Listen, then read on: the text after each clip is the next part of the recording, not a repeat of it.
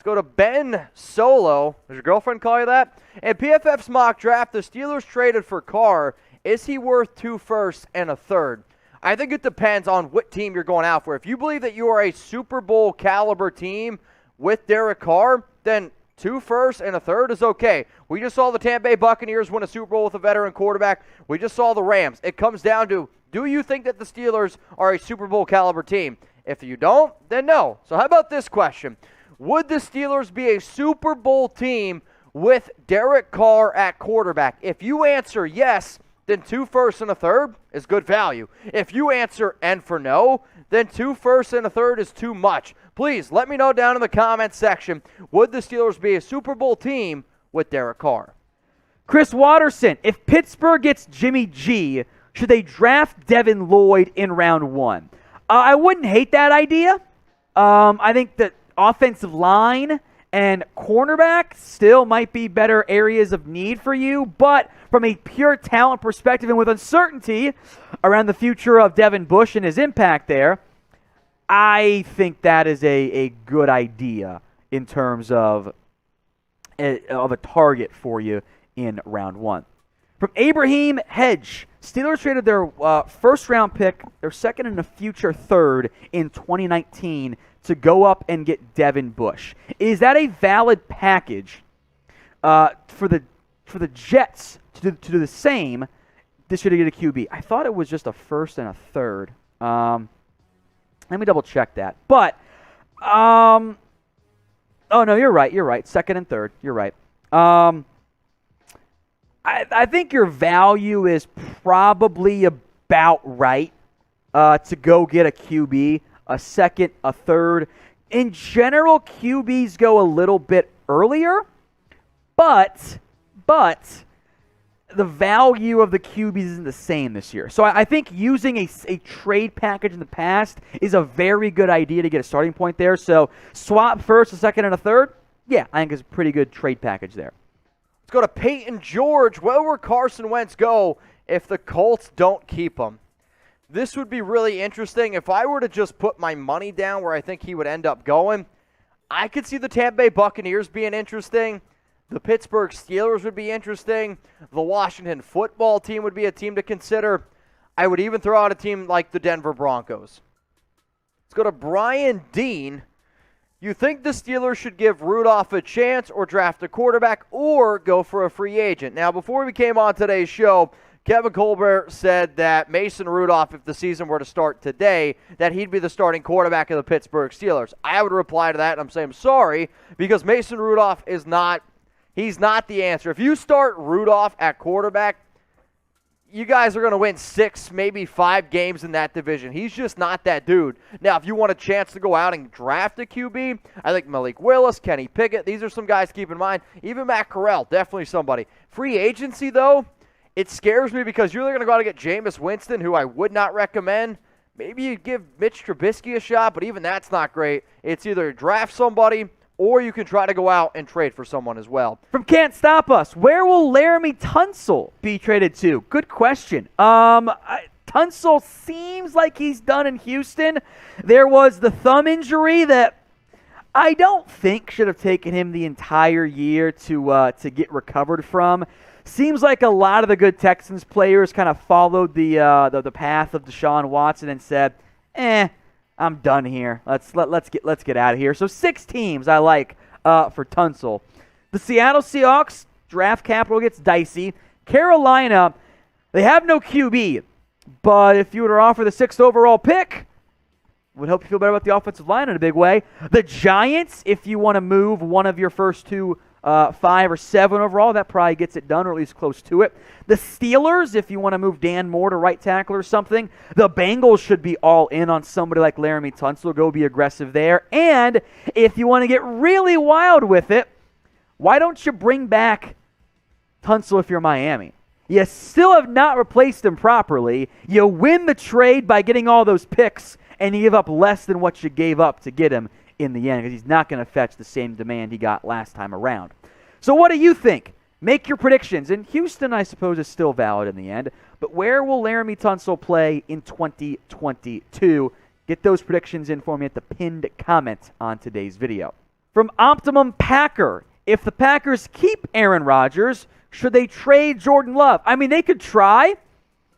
I don't think there's that much value for Jordan Love. I don't think that's the case. He has not played much and hasn't been good when he's played. So you can call, but I don't think there's a big demand right now for Jordan Love. It was a bit of a surprise Green Bay took him, and now they're sitting with maybe some regrets in terms of that selection. So some teams that, if you can make a trade, might make sense. Steelers, with their uncertainty at QB long term. Denver, if you want to let Love and Lott compete for the job. The Colts, if they want to go cheap and dump Carson Wentz. I don't love that idea. The Commanders, maybe. The Saints could be a decent dark horse team for that as well. Let's go to Cash Black. What team has the worst future? So you're saying, like, we'll talk about just this year from a salary cap, draft standpoint, and overall team construction.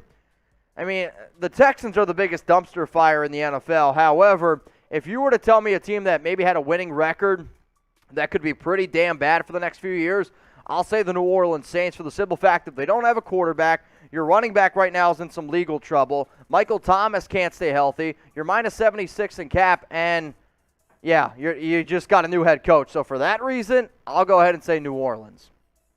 Now, if you guys need a brand new sweatshirt, listen the heck up. Go to chatsports.com/NFL hoodie. Whether you're a Vikings fan, a Seahawks fan, we got hoodies for all 32 teams and all different sizes. It's February. It's cold out in most of the United States. It's cold most of the world, unless you're like in Australia, right? Because it's flipped. Either way is this. If you need a new hoodie, maybe your girlfriend, your mother, significant other, whoever, didn't get you something for Valentine's Day, go get yourself something nice. If you want to get me a hoodie, it's my birthday yesterday.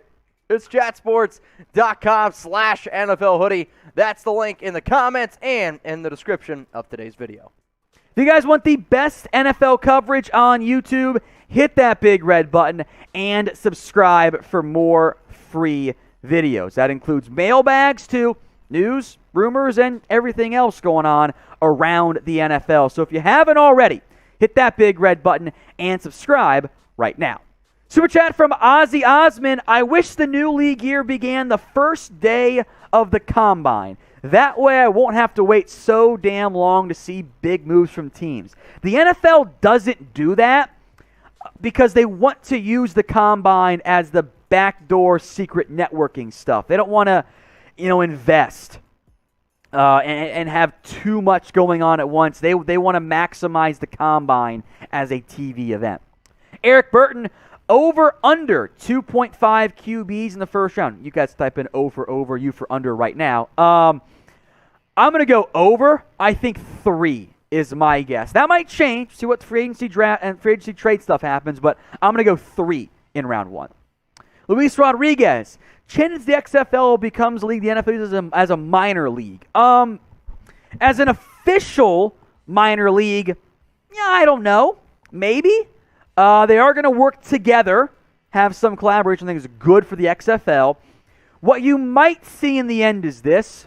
The XFL becomes a default minor league, kind of like how college football is to an extent, but different styles, of course, in the sense that the good XFL players are going to go to the NFL, whether it is an official minor league or not. Let's go to the Ronin99. Let me know what year you were born. Pick 4 teams who make a splash in the draft.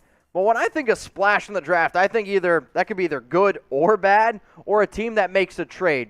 So we'll say the Carolina Panthers at number 6 could be an interesting team to take a quarterback early or maybe even trade up for one. I'll say Washington could be a team that, again, makes a move. The Pittsburgh Steelers. And then here's this team, the Philadelphia Eagles. They have 3 first-rounders, 15, 16, and 19. What if there's a guy that they absolutely love? Go ahead, trade up, and go out and get him. The Dolphins also at pick number 29. They have 2 first-round picks next year's draft. What if they give up some of those first-rounders to move up to assure themselves that they can get one of the better offensive linemen? Another Super Chat's coming in from Kyle. Random question, but do you think Newton gets signed? I'm just going to say yes because he's a big-name quarterback. I thought he proved enough last season to be able to come in stints and be good. I would be shocked if any team gave him a logistic chance to start every single game this upcoming year. but it wouldn't surprise me if a team's like, all right, we need a quarterback, short yardage situations. Go ahead and get Cam Newton. This is a really weird question, but Jack, producer, he wants to know, where are you at right now? Like, literally right now. Are you sitting down on your toilet? Oh, he's like, oh, shit. That's where I'm at. Or are you like driving down the road? Are you, I don't know, at your parents' house? Are you chilling on your girlfriend's couch or your ex-girlfriend's couch? I'm not going to judge. I want to know. Down in the comments section, this is a weird question, but I like getting weird once in a while. Where are you literally right now?